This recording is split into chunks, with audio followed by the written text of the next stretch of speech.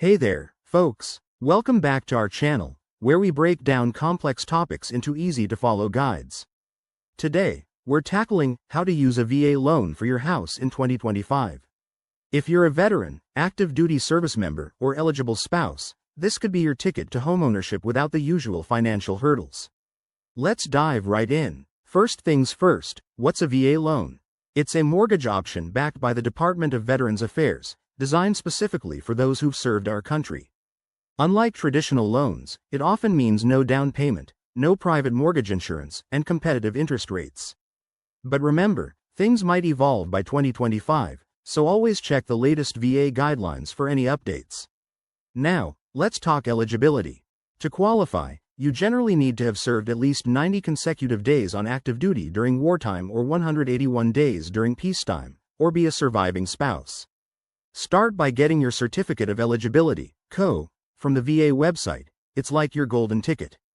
Once you've got that sorted, the next steps are straightforward. Step 1. Find a VA-approved lender. These are banks or mortgage companies that work with the VA program. Shop around for the best rates and terms. Step 2. Get pre-approved. This involves submitting your financial details, including your CO, to see how much you can borrow.